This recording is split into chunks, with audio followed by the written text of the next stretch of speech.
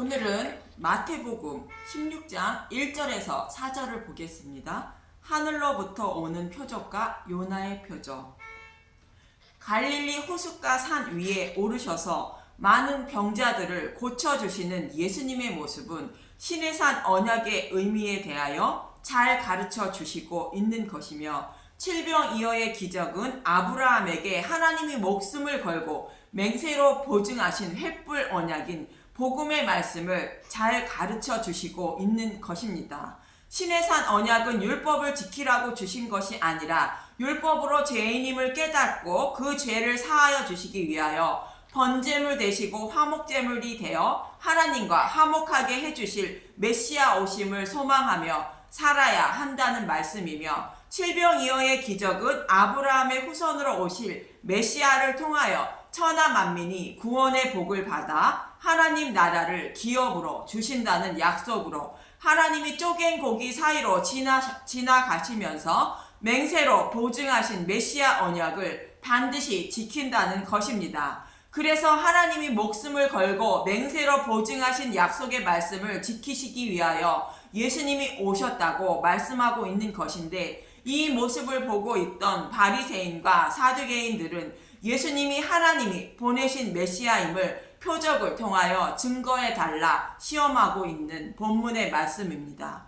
본문 1절을 보면 마태복음 16장 1절, 악한 세대가 표적을 구하나 바리새인과 사두개인들이 와서 예수를 시험하여 하늘로부터 오는 표적 보이기를 청하니, 바리새인과 사두개인들이 예수님께 하나님이 보내신 증거로 표적을 청하고 있습니다. 이들이 표적을 청하고 있는 것은 이들의 조상인 이스라엘 백성들에게 하나님은 기적과 이적을 통하여 인도해 주셨고, 하나님이 보내신 선지자들도 하나님이 보내주셨다는 증거로 기적과 이적을 행하였던 것입니다. 그래서 이들은 예수님이 하나님이 보내신 약속하신 메시아가 맞다면 그 증거로 표적을 보여달라는 것입니다.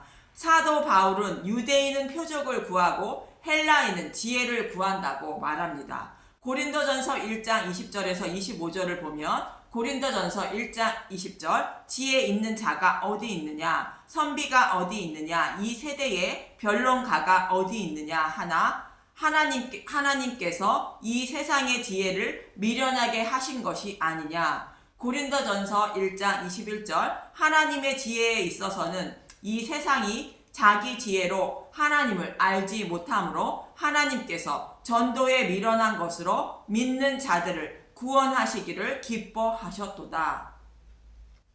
하나님을 아는 지혜 있는 자는 아무도 없다는 것으로 이 세상의 지혜로는 하나님을 아는 자가 없어 구원을 받을 자는 아무도 없다는 것입니다.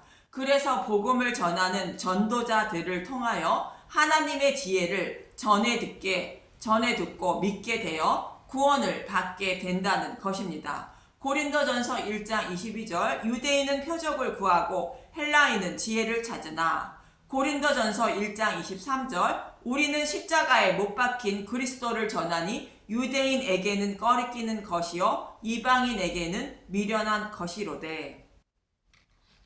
성경을 가지고 있는 유대인들은 하나님이 늘 기적과 이적을 통하여 말씀을 증거해 주시고 인도해 주셨으므로 표적만 구한다는 것이며, 당시의 이방인은 성경이 없었으니 확실한 과학적인 믿을 만한 증거를 보여야 믿으려 한다는 것입니다. 그런데 사도 바울과 제자들은 십자가에 못 박힌 예수만 전하니 유대인도 믿지 않고 이방인은 십자가를 믿는 사람들을 미련한 사람이라 말한다는 것입니다.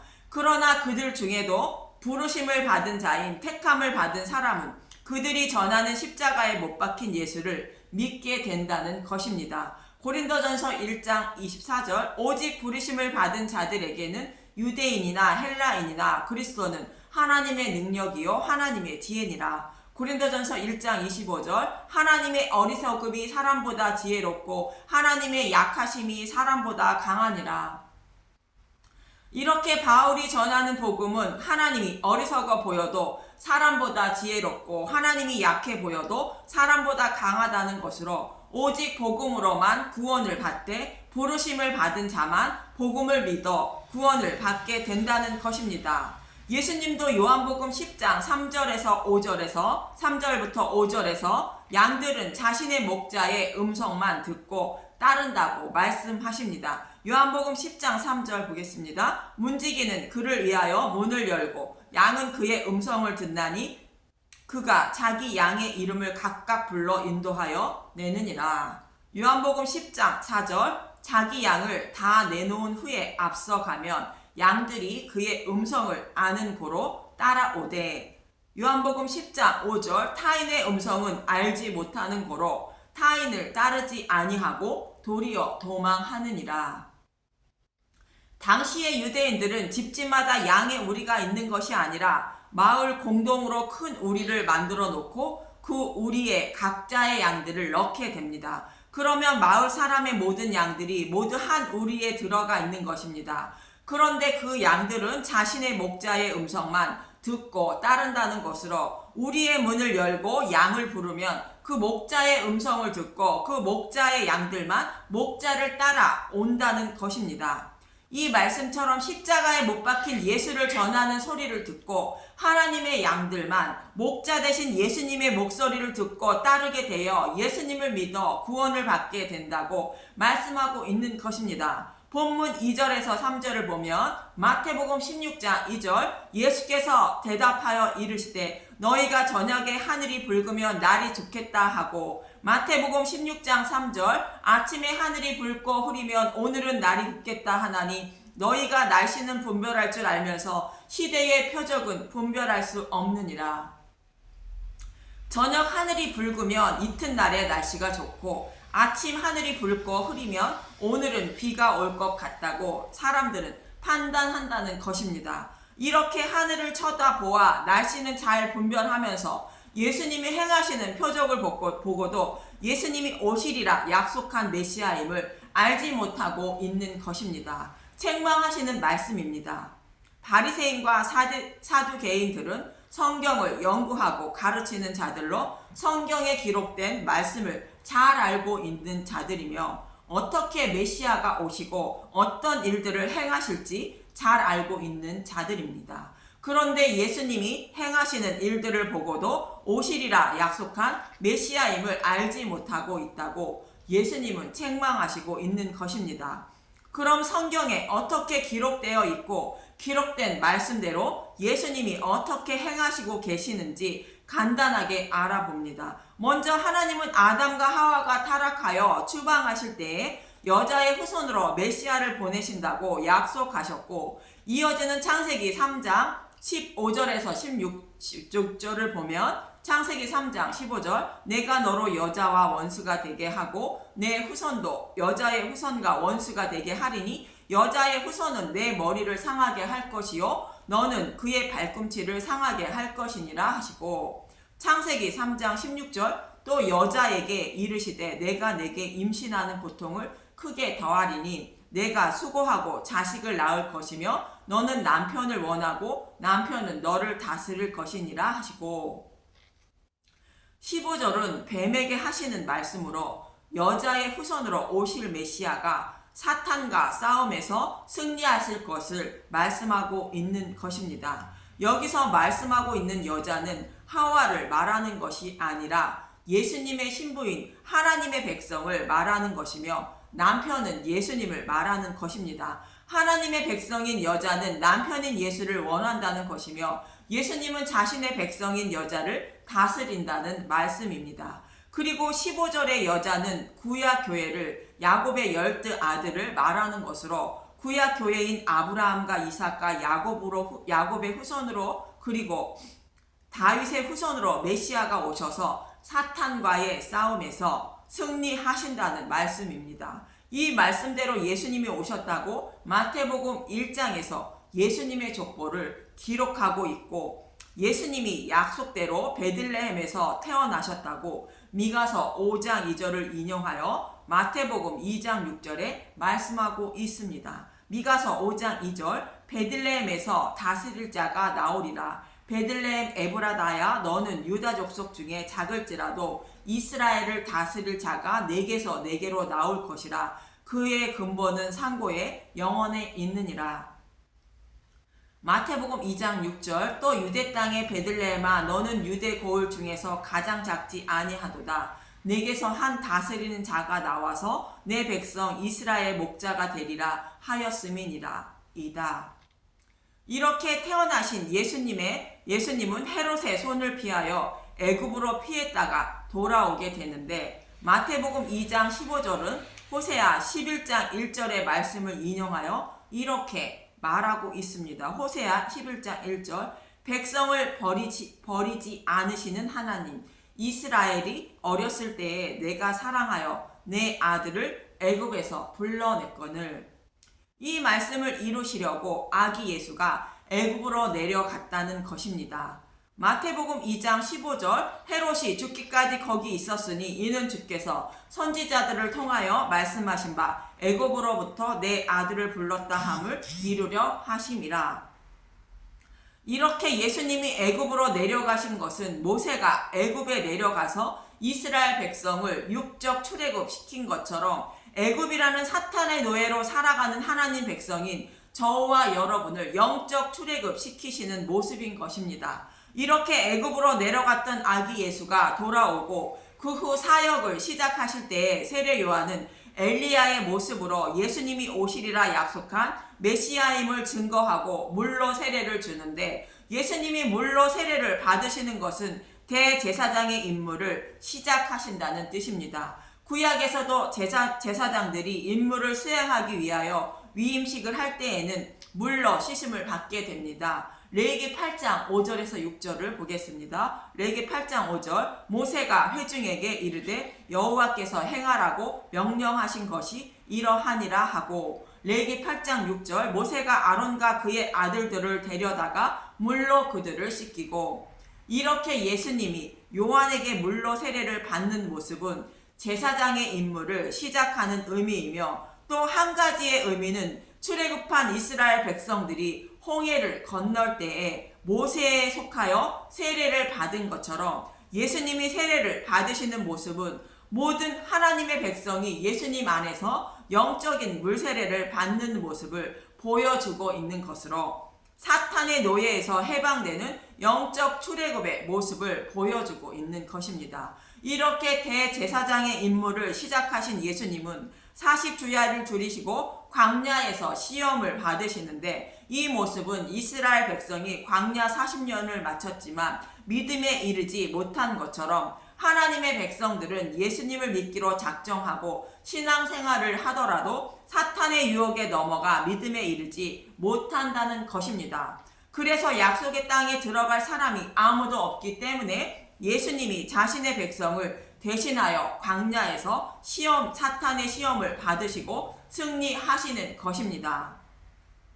예수님이 광야 생활을 승리하심으로 저와 여러분은 예수님 안에서 광야 생활을 승리한 자가 되는 것이며 약속의 땅에 들어갈 자격을 얻게 되는 것입니다. 그렇지만 이 사실을 알고 있는 자가 아무도 없다는 것입니다. 그래서 구원을 받을 자가 아무도 없다는 표현으로 모든 하나님 백성이 맹인이며 듣지 못하는 자며 다리 저는 자며 각종 병에 걸린 자라 성경은 말씀하고 있는 것입니다. 그런데 예수님이 오시면 이렇게 각종 병에 걸린 자가 고침을 받아 즐겁게 노래하고 자유를 얻게 된다고 구약에서는 말씀하고 있는 것이며 이 말씀대로 예수님은 기적과 이적을 통하여 각종 병에 걸린 사람들을 고쳐주셔서 자유를 얻게 하신 것입니다. 이처럼 예수님이 기적과 이적을 행하신 것은 예수님이 오시리라 약속하신 메시아임을 확실히 증거하고 계셨던 것입니다. 이렇게 예수님은 성경에 기록된 말씀대로 오시리라 약속한 메시아임을 증거하고 있는데 말씀을 연구하여 잘 알고 있는 바리새인들과 사두개인들은 예수님이 메시아임을 알지 못하고 있다고 책망하시고 있는 것입니다. 이렇게 말씀하시고 예수님은 표적을 구하는 제자들에게 이제 한 가지 요나의 표적 밖에는 보여줄 표적이 없다고 말씀하십니다. 본문 4절을 보면 마태복음 16장 4절 악하고 음란한 세대가 표적을 구하나 요나의 표적 밖에는 보여줄 표적이 없느니라 하시고 그들을 떠나 가시니라.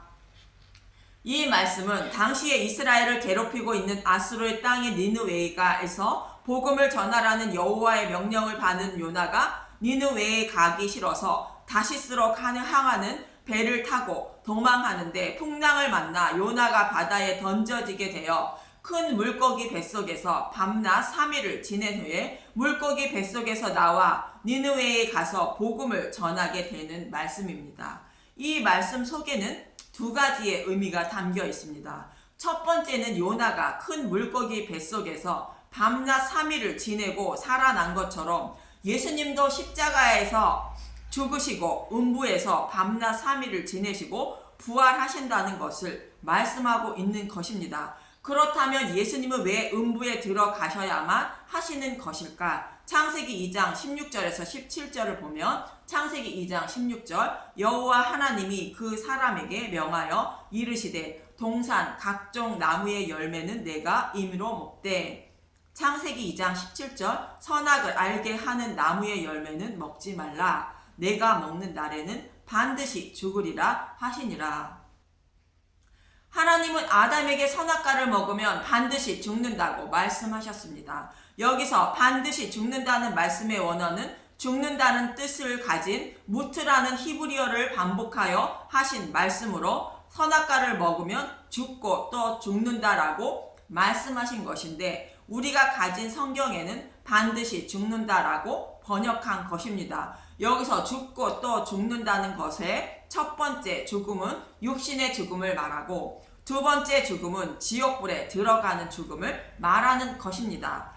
계시록 20장 14절 사망과 음부도 불못에 던져지니 이것은 둘째 사망 곧 불못이라.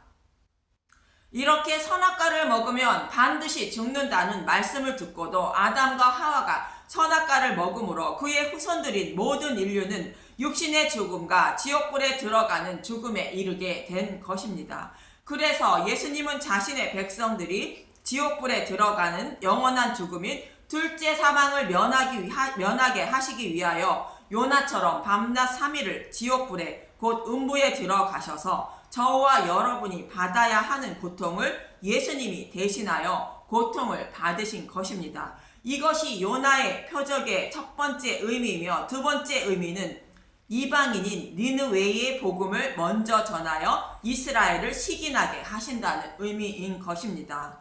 모세도 신명기 32장 18절에서 21절에 이렇게 말합니다. 신명기 32장 18절 너를 낳은 반석을 내가 상관하지 아니하고 너를 내신 하나님을 내가 잊었도다. 이스라엘을 구원하신 유월절 양이며 반석이신 예수님을 잊었다는 말씀입니다. 신명기 32장 19절 그러므로 여호와께서 보시고 미워하셨으니 그 자녀가 그를 경노하게 한 까닭이로다. 신명기 32장 20절 그가 말씀하시기를 내가 내 얼굴을 그들에게서 숨겨 그들의 종말이 어떠함을 보리니 그들은 심히 패역한 세대요 진실이 없는 자녀임이로다. 신명기 32장 21절 그들이 하나님이 아닌 것으로 내 질투를 일으키며 허무한 것으로 내 진노를 일으켰으니 나도 백성이 아닌 자로 그들에게 시기가 나게 하며 어리석은 민족으로 그들의 분노를 일으키리로다.